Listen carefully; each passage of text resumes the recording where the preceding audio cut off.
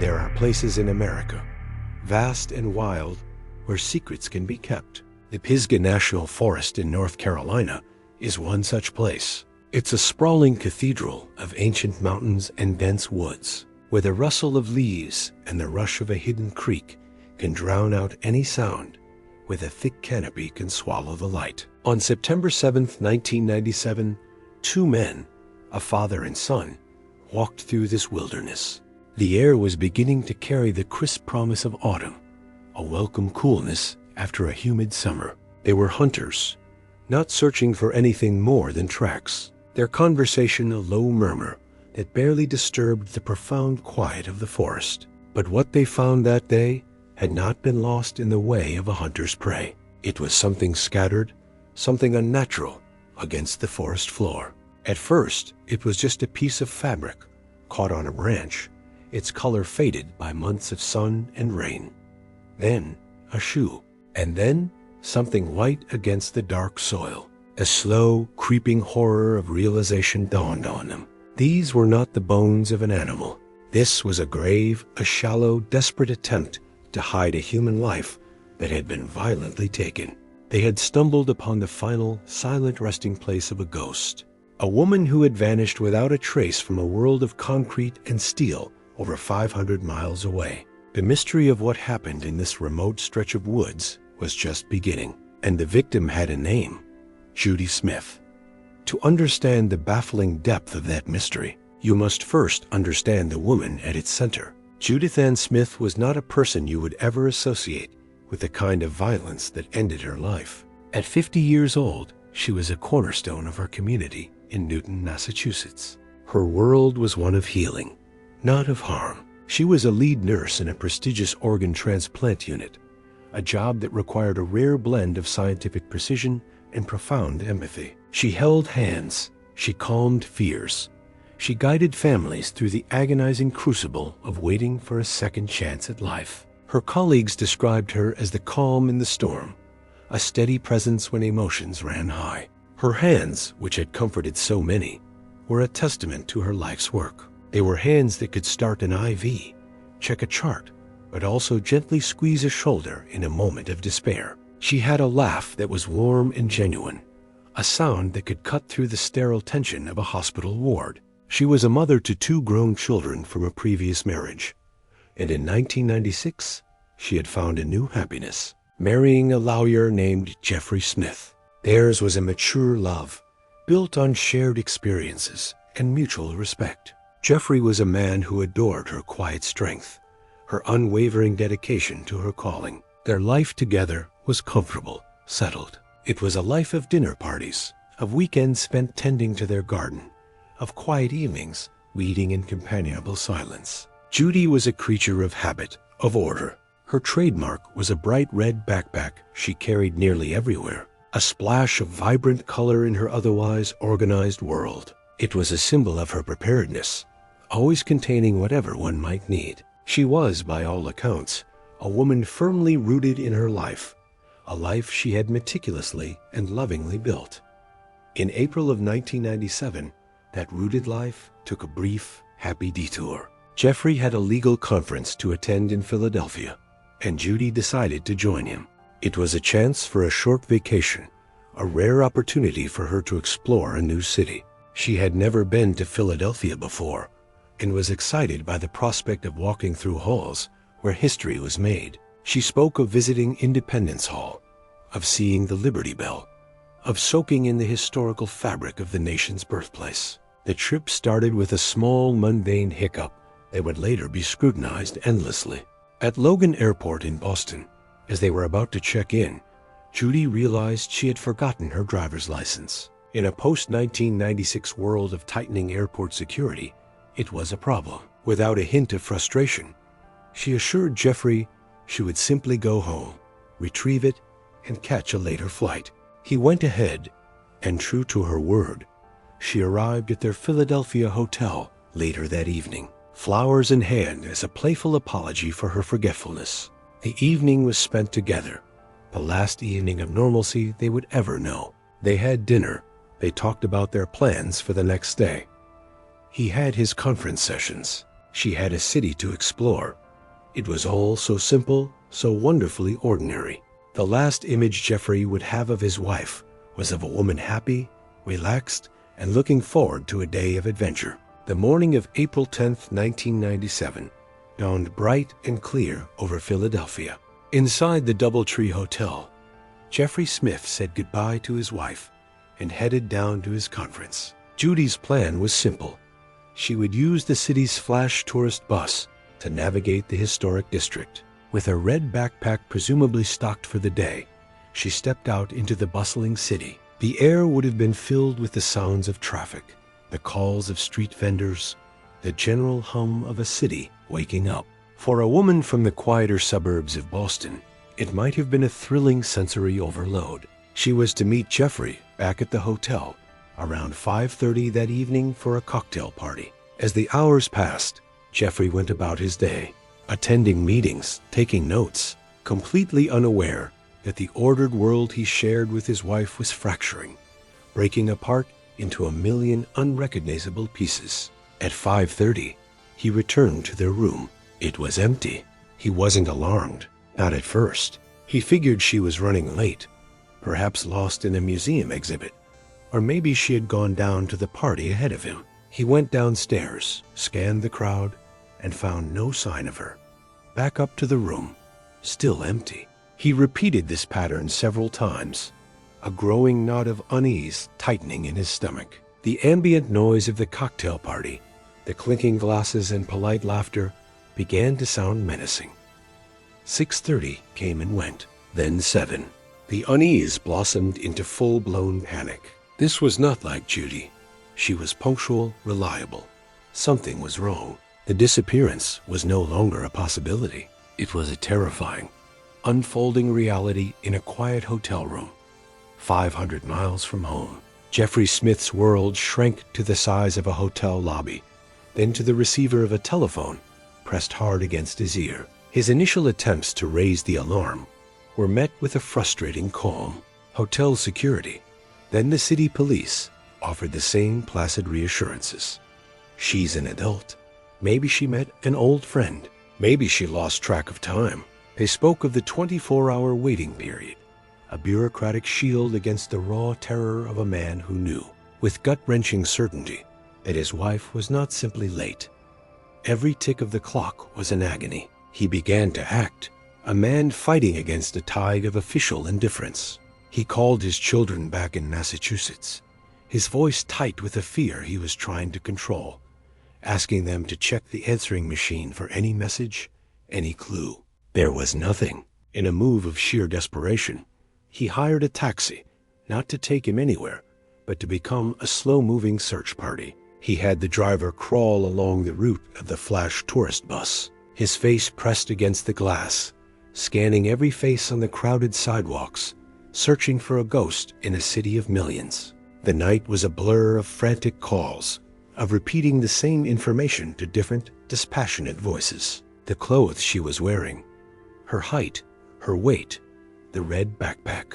With every repetition, she felt less like his wife and more like a collection of data points on a missing person's form. The man who had woken up that morning a husband on a work trip was now a supplicant, begging a city that didn't know his wife to find her, to give her back.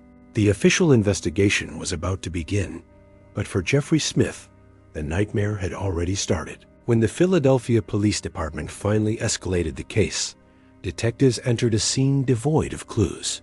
The hotel room was pristine. Judy's wallet, containing her credit cards and cash, was still there. Her return plane ticket was untouched. Her larger luggage was present, but the few clothes she had set aside seemed unworn, suggesting she had never returned from her day of sightseeing.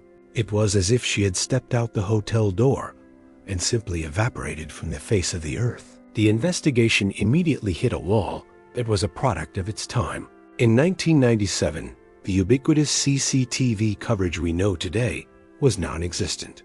There were no cameras on the street corners, no security footage from the tourist bus, no digital breadcrumbs to follow. She had vanished into an analog blind spot. Detectives interviewed hotel staff. A few remembered seeing her, a pleasant, middle-aged woman, but no one saw her leave with anyone, and no one recalled anything unusual. They spoke to the bus company. A driver thought he might have picked up a woman matching her description, but he couldn't be sure.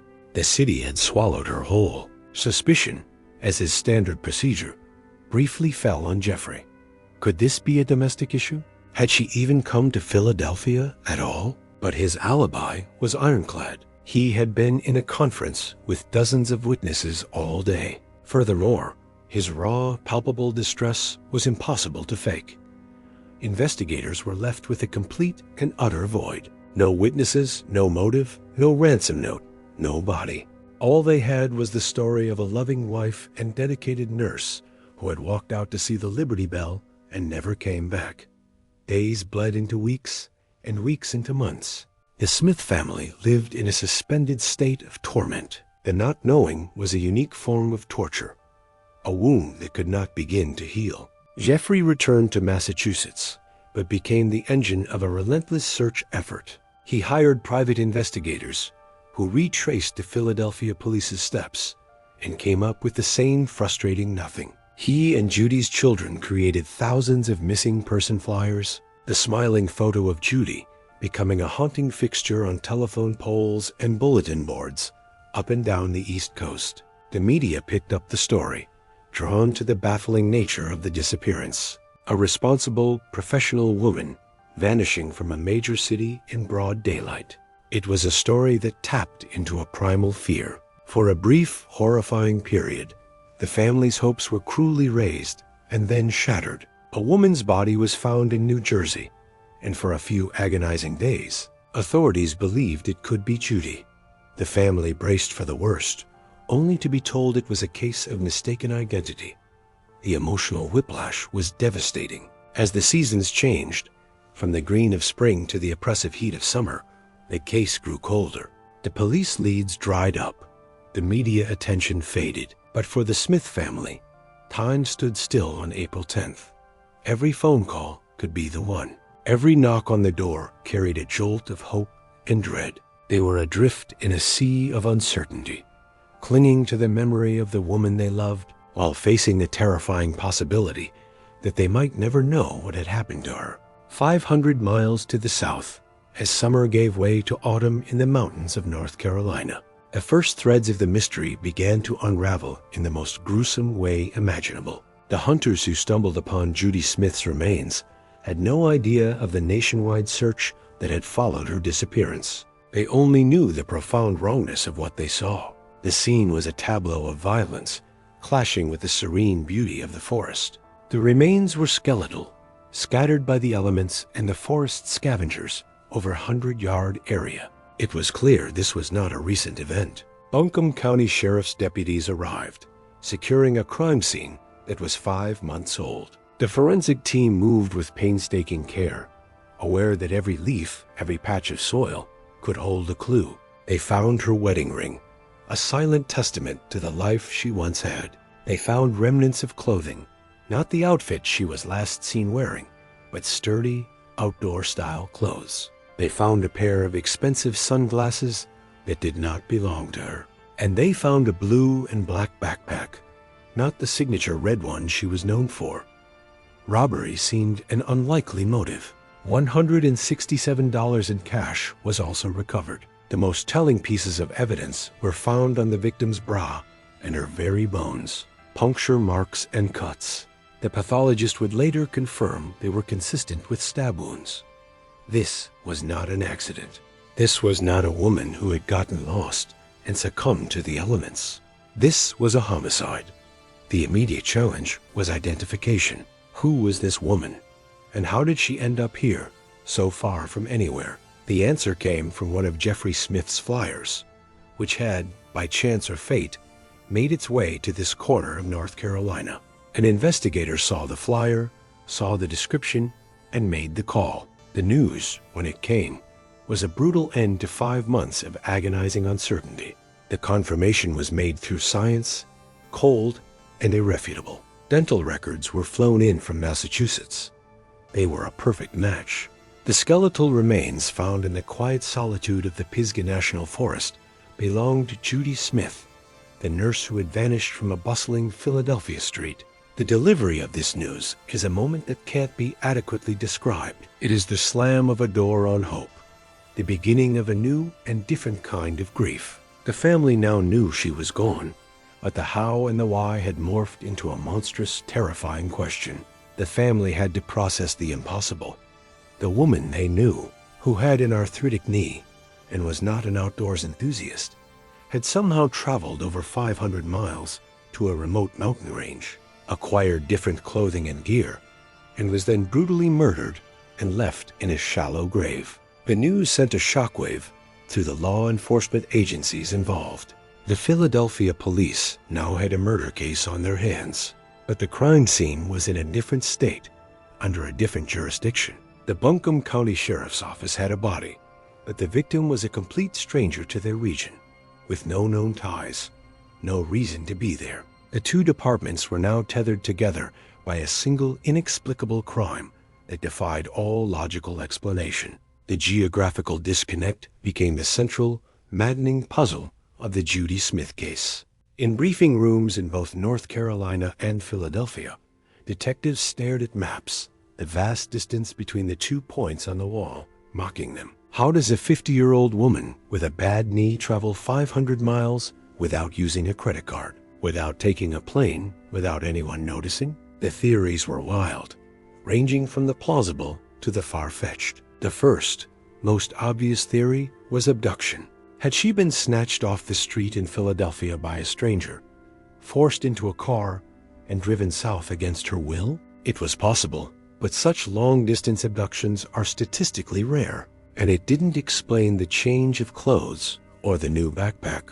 Another theory emerged: a planned meeting. Had Judy, for reasons unknown to her husband and family, planned to meet someone in North Carolina? Some investigators explored the idea of a secret life, a lover, a hidden connection that would explain her mysterious journey. Friends were re-interviewed. Her life was meticulously dissected, but no evidence of any such secret ever surfaced. It seemed completely contrary to the woman everyone knew. There were a few reported sightings of a woman resembling Judy in and around Asheville, North Carolina, in the days after her disappearance. One store clerk was adamant she had spoken to her, that the woman seemed alert and mentioned she was from Boston and her husband was at a conference. But eyewitness accounts are notoriously unreliable, and police also had to contend with reports of a local homeless woman who bore a striking resemblance to Judy.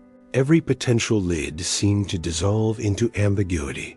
The case was a labyrinth of contradictions, a puzzle with missing pieces. For years, the file would remain open on desks in 2 different states, a testament to a crime that was as senseless as it was baffling. The years that followed were a long, cold winter for the investigation. The Judy Smith case file grew thicker with reports and dead-end leads, but no closer to a solution. It was officially a cold case. For the Smith family, life moved on, but it was a life irrevocably altered, lived in the shadow of a great and terrible question mark. Anniversaries came and went, each one a painful reminder of their loss. They learned to live with the grief of her death, but the injustice of her unsolved murder was a separate, constant burden. The physical evidence from the scene in Pisgah National Forest, the strange backpack, the sunglasses yielded no fingerprints, no DNA that could be traced back to a suspect in the databases of the time. The case was a ghost in the system, a story told by veteran detectives to rookies as an example of a perfect, unsolvable crime. The sheer randomness of it was its greatest defense. Without a connection between the victim and her killer, without a clear motive, there was no thread to pull. The killer, whoever he was, had seemingly committed a crime and then, like Judy herself, vanished without a trace. The world moved on. The turn of the millennium came, technology advanced, but the file on Judy Smith just gathered dust. It seemed her killer would forever be a phantom, his identity locked away in the silence of the North Carolina woods where he had left his victim. More than a decade after Judy Smith's murder, hundreds of miles south of Pisgah National Forest, a different kind of horror story began to unfold. In the winter of 2007 and early 2008, a series of disappearances and murders in national forests in Georgia and Florida sent a wave of fear through the hiking and outdoor communities. The victims were innocent people simply enjoying the beauty of nature. An elderly couple, John and Irene Bryant, vanished from the same North Carolina mountains where Judy's body was found. Then, in Florida, a home health aide named Cheryl Dunlap was found murdered. The terror peaked in January 2008 with the high-profile abduction of a young hiker named Meredith Emerson from Blood Mountain, Georgia. The search for Meredith was massive and frantic. It ended in the arrest of a suspect, a 61-year-old drifter with a scraggly beard and cold, empty eyes. His name was Gary Michael Hilton. Hilton was a lone wolf, a man who lived on the fringes, often camping illegally in the vast national forests that crisscrossed the American South. He was a predator who used the wilderness as his hunting ground. When caught, Hilton, in a chilling bargain to escape the death penalty, led investigators to Meredith Emerson's body. The details of her murder were horrific.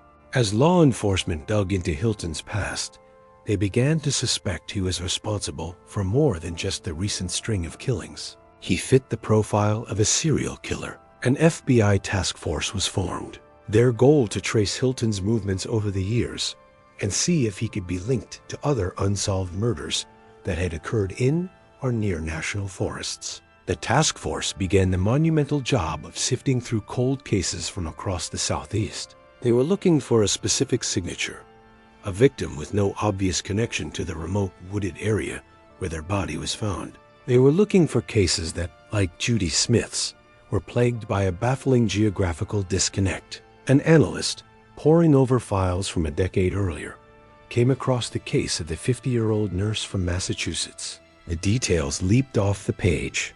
Vanished from Philadelphia. Body found in Pisgah National Forest. No motive, no suspects. The location was the key. Pisgah National Forest was known territory for Gary Michael Hilton. He had frequented the area for years.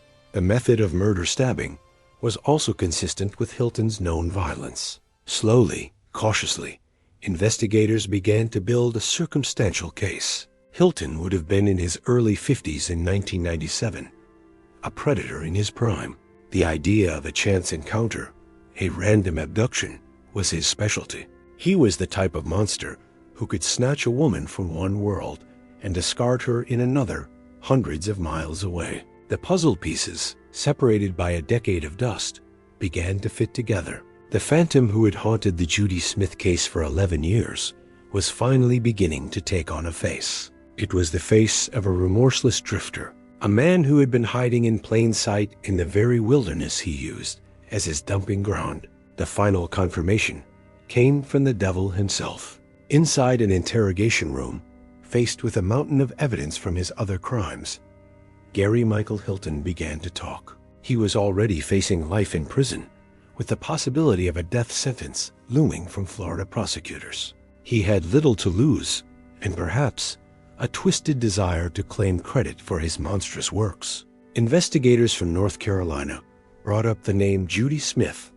Without emotion, without remorse, Hilton confessed. His story was chillingly simple and filled the gaps that had perplexed detectives for over a decade. He claimed he saw Judy in the parking area of a restaurant or hotel in Philadelphia.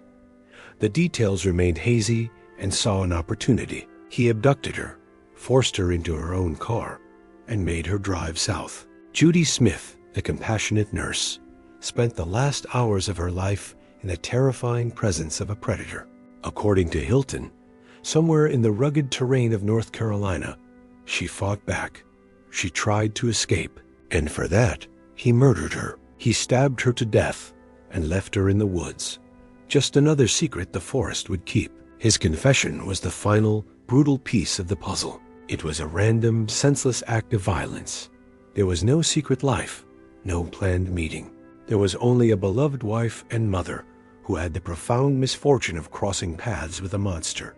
The confession brought an end to one of the most baffling cold cases in recent memory. For the Smith family, the news was a complex and bitter resolution. After 11 years of torturous uncertainty, they finally had an answer. They finally knew who was responsible for taking Judy from them. But the answer itself was a new source of pain. The knowledge of her terrifying final hours, the sheer, random cruelty of her death, was a horror almost too great to bear. Due to the complexities of his existing life sentences and plea bargains in Georgia and Florida, prosecutors in North Carolina made the difficult decision not to try Gary Michael Hilton for Judy Smith's murder. He would already be spending the rest of his life in a prison cell, and a new trial would be a long, expensive, and emotionally grueling ordeal for the family. The case of Judy Smith was officially closed. A name was finally written next to the word killer in her file. The phantom had been caught, but for her loved ones, the justice felt incomplete. The man responsible would never face a jury specifically for her murder, never be publicly held accountable for the life he stole on that spring day in 1997. A person's life is a story. For Judy Smith, the final chapter was written by a brutal stranger, a chapter of violence and fear that stood in stark opposition to the 60 years of compassion and care that came before it. The resolution of her case serves as a chilling reminder that monsters are not mythical beasts. They walk among us, often unseen, living in the margins. Gary Michael Hilton, the National Forest serial killer, was one such monster, a predator who exploited the beauty and solitude of nature for his own dark purposes. But to remember Judy Smith only for the way she died is to grant her killer a final victory. Her true story is written in the countless lives she touched as a nurse, in the love she shared with her husband and children, and in the quiet strength that defined her character. She was a healer, a mother, a wife, a woman who walked out into a sunny Philadelphia morning to see a piece of history, and instead became a tragic part of it. Her story is a cautionary tale, but it is also a story of a life well lived, a life of purpose, a life that mattered deeply and was ended far, far too soon.